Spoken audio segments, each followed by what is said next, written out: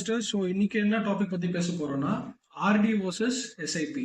So நிறைய பேர் கேட்டிருந்தீங்க, ஆர்டி ரொம்ப சேஃபான இன்ஸ்ட்ருமெண்ட், அதில் நான் இன்வெஸ்ட் பண்ணாக்கா என்னோட காசு எங்கேயோ போகிறது கிடையாது, அதில் ரிட்டர்ன்ஸும் நல்லா கிடைக்குது, ஸோ அதில் இன்வெஸ்ட் பண்ணிட்டு இருக்கிறது பெட்டர் ஆப்ஷன் நீங்க சொல்றீங்க. ஸோ ஆர்டி வந்து இன்வெஸ்ட் பண்ண போறீங்கன்னா ஷார்ட் டியூரேஷனுக்கு ஆர்டி வந்து பெட்டர்.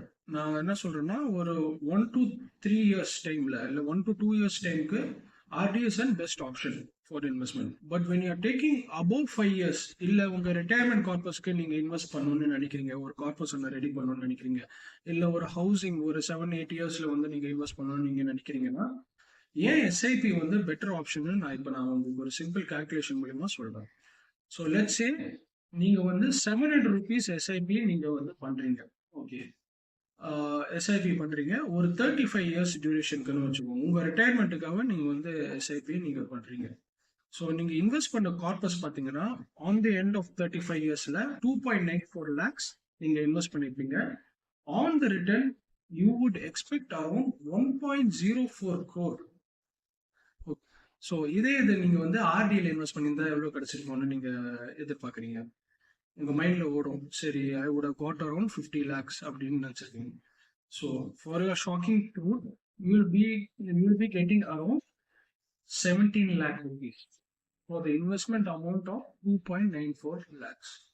ஸோ இதுல எத்தனை டைம்ஸ் வந்து உங்களுக்கு எஸ்ஐபி மூலியமா கிடைச்சிருக்குன்னு தெரியும், ஆர்டி மூலியமா எவ்வளோ அமௌண்ட் கிடைச்சிருக்குன்னு தெரியும். So if you guys going to invest for the long term, please consider on investing SIP. நீங்க வந்து என்பிஎஸும் இருக்கு, நேஷனல் பென்ஷன் ஸ்கீமும் இருக்கு, அப்புறம் வந்து யூலிப்ஸ்லாம் இருக்கு. People who don't want to waste their money in retirement, please invest in SIP mutual funds. இதுதான் நான் நிறைய பேர்கிட்ட சொல்லுவேன். நீங்க ரிஸ்க் வந்து 35 years ஆஃப் பீரியட் டைம்ல நீங்க ரிஸ்க் பாத்தீங்கன்னா it's minimum to 0 when you're investing in mutual funds, equity mutual fund. Okay, so in the end of the period of the 35, இது நான் சொல்றது வந்து 15% CAGRல நான் சொல்றேன். You can maybe get 18% or even 13%. You will get basically 15% CAGR வந்து ரொம்ப nominal CAGR தான். ஏன்னா ப்ரீவியஸான 20 years டேட்டா எடுத்து பார்த்தீங்கன்னா நிஃப்டி 50, அதான் நான் சொல்றேன், டாப் 50 கம்பெனிஸ், லார்ஜஸ்ட் கம்பெனிஸ் வந்து உங்களுக்கு CAGR growth of around 16% கொடுத்தேன். Okay, past 20 years.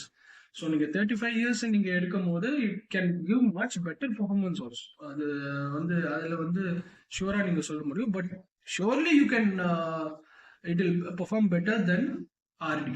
Okay, so people please be informed on what you're investing on. நீங்க என்னத்துல இன்வெஸ்ட் பண்ணீங்க, அது எவ்வளவு வந்து கார்பஸ் ரெடி ஆக போகுதுன்னு இன்ஃபார்ம்டா இருங்க. ஸோ அந்த ரீசன்னால தான் நான் சொல்றேன், if you're going to invest in the long term above 4 years, above 5 years, please consider mutual funds as a best option to invest your small amount of SIP. Thank you people. Please follow me. Then also, if you have any queries, contact me to this number. And you want to portfolio review உங்களுக்கு பண்ணணும், உங்களுக்கு portfolio நீங்க ஏற்கனவே mutual fund வச்சிருக்கீங்க, portfolio review நீங்க பண்ணணும்னா கண்டிப்பா என்னை கான்டாக்ட் பண்ணுங்க. I help you guys to get and balance portfolio. Okay.